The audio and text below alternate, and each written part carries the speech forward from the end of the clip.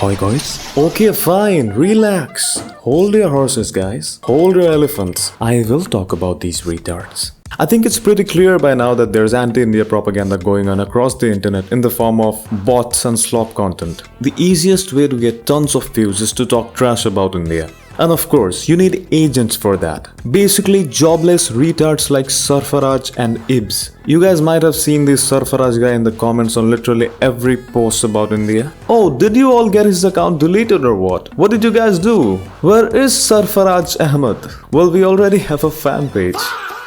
Before coming to these degenerates, let's talk about Ibs, a professional India hater. Don't take my word for it. It is scientifically feasible to depopulate India in 48 hours. Oh my god, Zheng Kui Li. I'm so sorry I doubted you Chinese scientists. Just kidding, guys. I love you, India. Some of you guys, I love some of you guys, a fraction of you guys. Like, not to be racist or anything, or to be racist, I don't really care at this point, but the fact that this was made by an Indian makes it 10 times worse. Self-care is important. I'll be your side quest. He is known for spreading misinformation and propaganda against India. He has such an intense obsession with Indians that he just can't stop talking about them. He makes hour-long videos just to insult innocent, hardworking and extremely successful Indians because his Middle Eastern brothers still can't get over religion. And he didn't say all that ironically. He means it. That's why his background is relevant. He's an Arab Muslim from the US who hates India for literally childish reasons. Does it make sense now? Of course, I won't stoop to his level and generalize or hate an entire community because of some individuals, but he needs to be answered in his own language. Hate-mongering degenerates like him want to subtly push the narrative that Muslims hate India. Well, India has the third largest Muslim population in the world. They are proudly living in the world's largest democracy and a civilized society, where they don't have to worry about being shot for not wearing a hijab. So stop with your subtle propaganda and moral policing, Ibrahim. Indian Muslims have nothing to do with the nonsense you spread in the name of religion. First of all, I have no idea why or how YouTube has allowed this disingenuous, hateful and stupid piece of propaganda to exist on this platform. My friend and an awesome creator, Sandman, has spoken about this too. Let's see what he has to say, because I would have to throw out my brain if I just watched this stupid slop without any added interpretation. I just want to say before we start the video, this is no way in shape and form every single Indian on the planet. Of course not. Like, again, I feel like, this goes without saying. You know, there's 2 billion or so of these guys. There's no way every single one of them is not wearing deodorant and not showering. Yeah, I agree, and same from my side as well. Anything I say in this video about certain kinds of people or ethnicity or nationality or religion will not apply to the whole population. It's not like every Muslim is a terrorist or every white guy is a cuck. Yeah, that's understandable.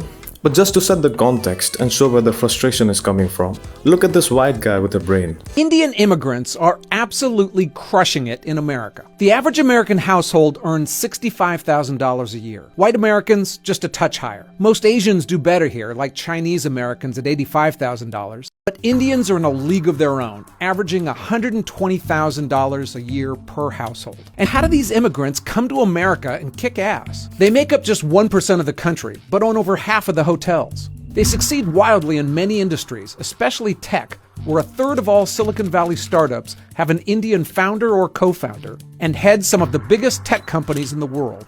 In just a few decades, Indian Americans have gone from being a barely noticeable minority to a powerhouse. They've cracked the code on how to thrive here, and they did it in a single generation.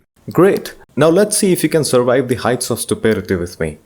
Holy smokes, we got Indians worshipping animatronics like it's Five Nights in Furnish's. Am I the only one that kind of gets the creeps from stuff like this? I mean, look, it even has like demon fangs and demon claws. See, that's what I told you earlier. Mr. Bomberman is trying to convince his audience that Indians worship some kind of demon, so that later on he can easily convert them to his religion and get his incentive from his local madrasa. This video is actually from an animatronic show which was organized to show various events from the life of Bhagwan Krishna and how he defeated some demons that came to kill him. This woman was a demon, or you can say an American from Middle Eastern descent, and she was sent to kill Bhagwan Krishna, but Bhagwan Krishna killed her instead. You can see baby Krishna in this video as well. Doesn't look like a demon, right? Okay, first of all, why does this video even exist? cultures across the world have been worshipping different things. And if the Bomberman, as Sandman calls him, is actually interested in having a religious discourse, he should have done his research. But it seems his peanut-sized brain can't comprehend the complexity of Hinduism.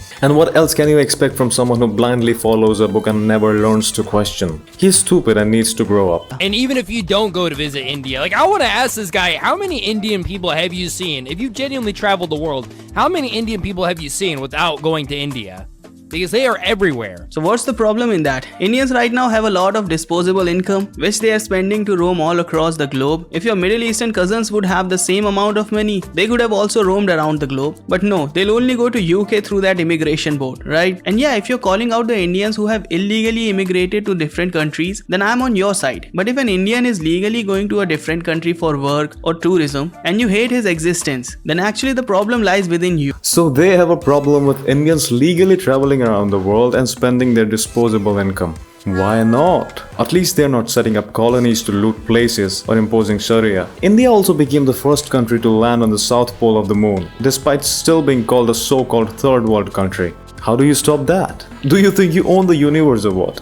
And this is just the beginning. By the way. International students, great. They're all studying at schools that are legitimate? No. 94% are studying at community colleges and these diploma mills for certificates. Like Anderson College, that used to be a Walmart, and then they made it into some diploma mill. Bro, this is like an entire iceberg.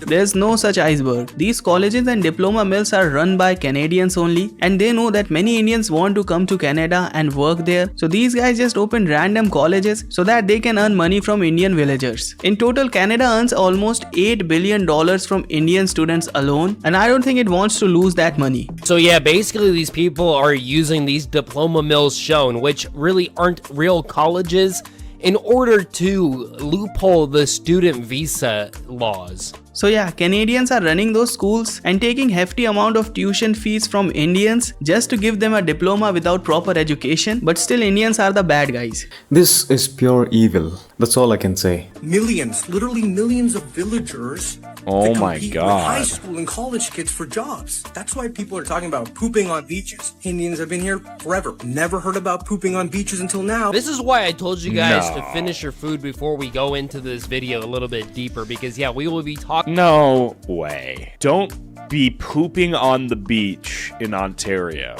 Oh no. I mean, guys, is this real? With all my heart, I do not want to believe this is real. Talking about this shit. No, it's not real. If you properly look at the article in the background, it specifically mentions no proof. This no pooping on the beach campaign was a propaganda against Indians. Of course it's propaganda, that's how it works. First it starts as memes and jokes, then it gradually turns into negative stereotypes, and after some time you find 15-year-olds attacking innocent people, all because someone filled with hatred chose to create such content. Example, this guy is drinking cow piss. So now we're coming back to cow piss, and that's perfectly fine to criticize. But I don't think a person from Middle Eastern descent should have any say in this, cause their own culture is drowning in camel urine and camel dung. These guys have been using camel dung to cure dysentery, and that dung has to be fresh from the asshole. And the less we talk about the camel urine, the better. You can clearly see the hypocrisy. Practices like these exist in many places around the world, but claiming that an entire country or community does them is pure stupidity and ignorance. And Ibrahim knows exactly what he's doing, just like Tyler with his so-called poop throwing festival.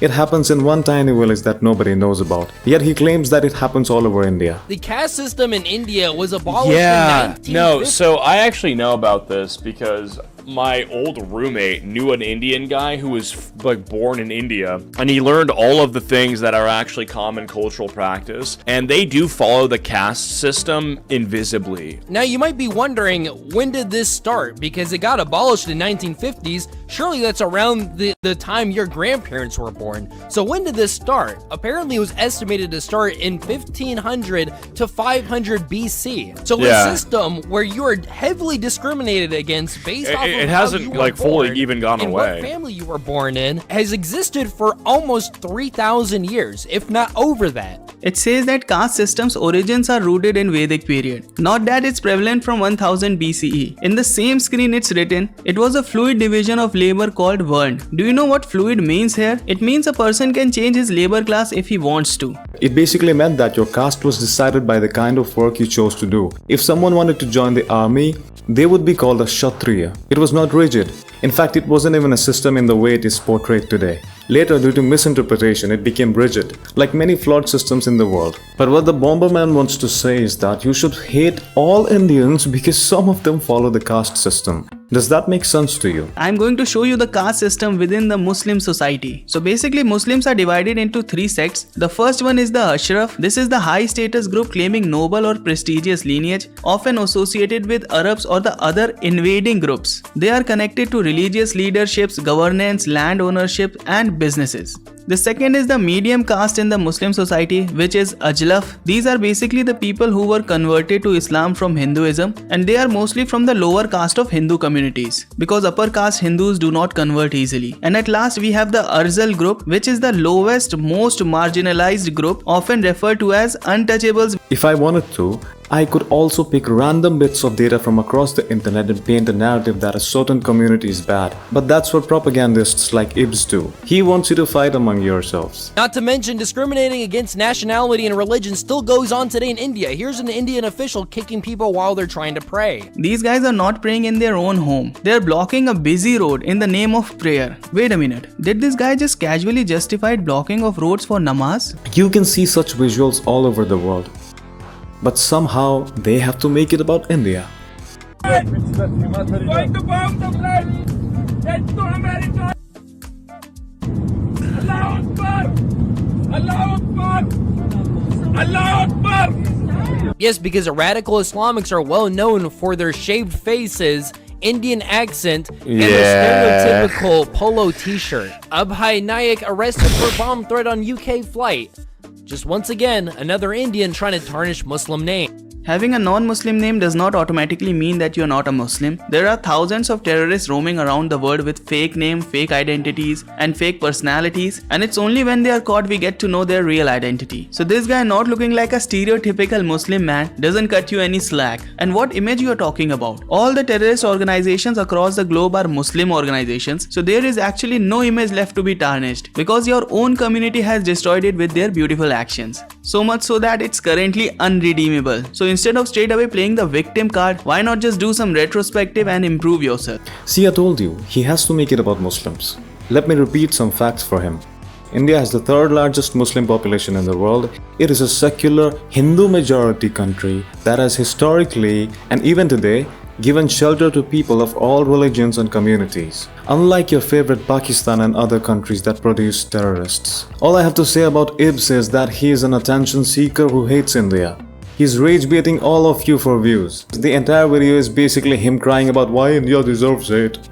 It has no substance. If you want, I can make a separate video breaking that down too. Like Ibs, these India hate agents spread propaganda in their own ways. If you've seen videos about India, you must have come across Sarfaraz Ahmad Saim. He was a Bangladesh-based propaganda account that spammed hateful comments about India on literally every post, even ones unrelated to India. And of course, he's not alone. These accounts are everywhere. It seems Yusuf Muhammad has replaced his predecessor as the cringiest India hater on Instagram. The users behind these accounts are either paid or completely jobless. Because imagine running a hate account like that. Most of these accounts are for Bangladesh and Pakistan. Okay, but what does inevitable China have to do with what Indians look like? You see where this comes from and where it's going. It's all planned and strategic. Indians stare at you. Anyone anywhere can stare. Nobody cares. You're not geomaxing. But if you do want people to stare, try this.